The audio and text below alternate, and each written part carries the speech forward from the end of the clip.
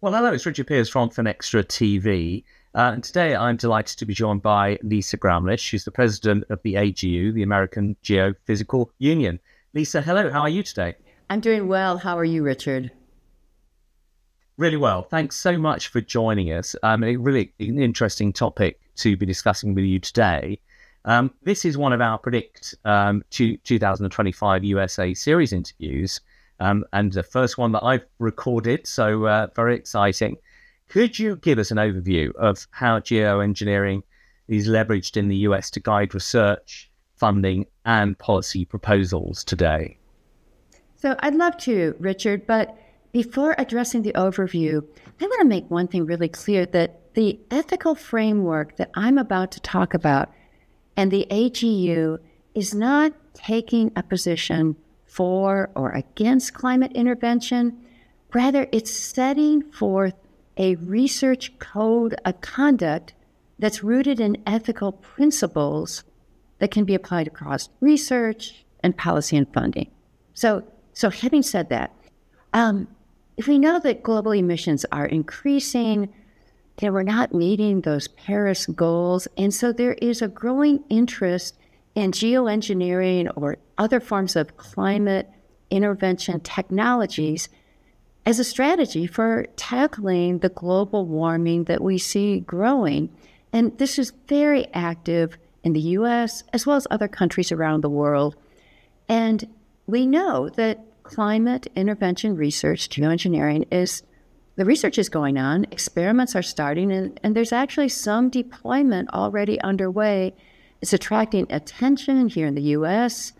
But if you dig into this, there are no standardized ethical guidelines. And so we at AGU are working to establish a globally recognized set of ethical principles that can guide not just the scientists, but also the public and private funders and policymakers on how climate intervention research and the funding and policy proposals that are going with it can move forward.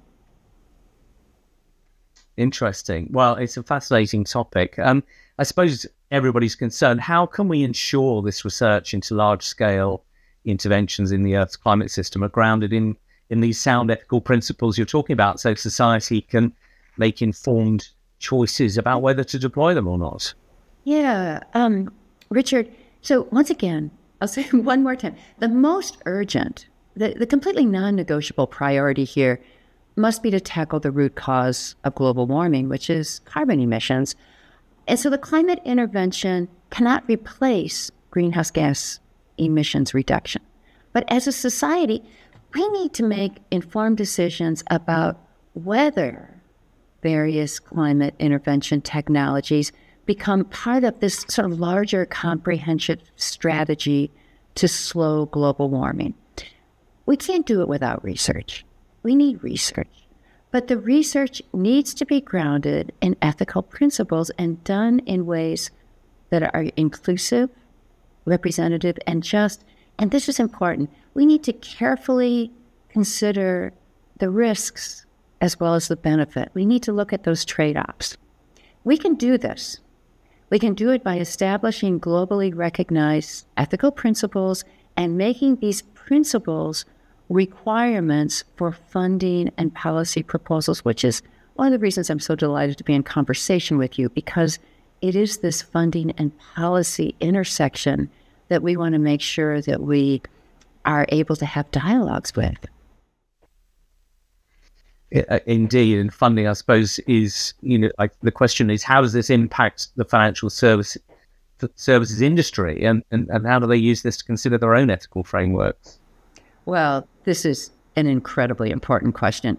So when we were working on the ethical framework, we start to look back at where were there precedents for where there was a need for and a call for ethical research in other fields where we, as scientists, didn't know the consequences.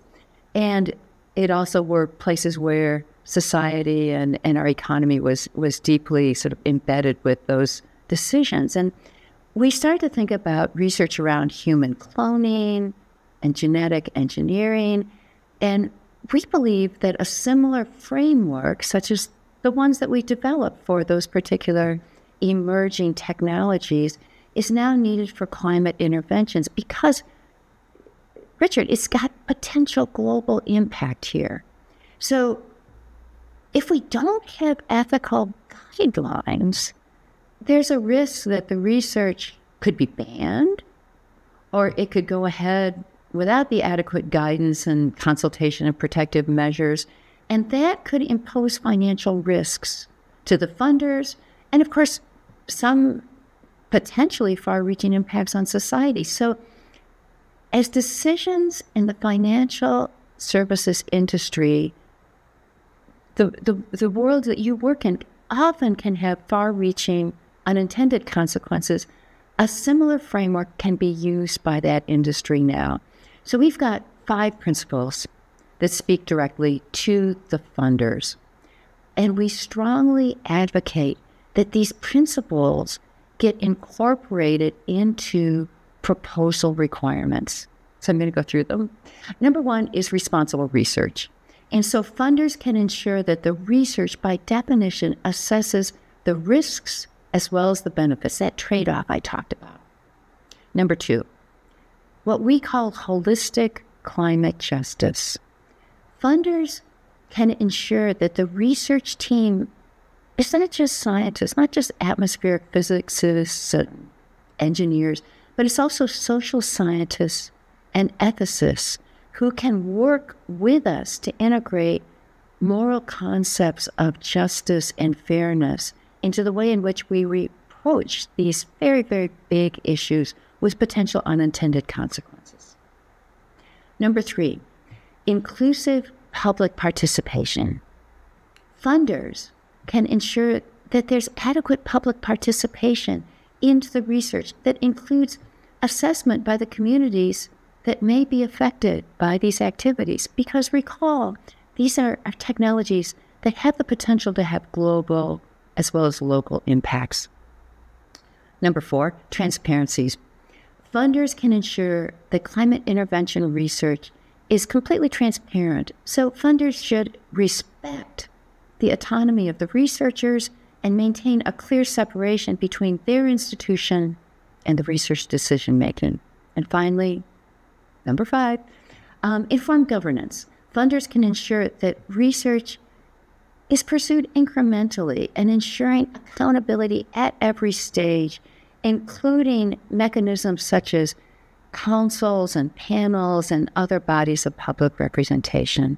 We believe that if we work together and develop ways that these kinds of proposal requirements can become part and parcel of how we do this work together, society will benefit and we will be in a strong ethical situation with respect to thinking about the future.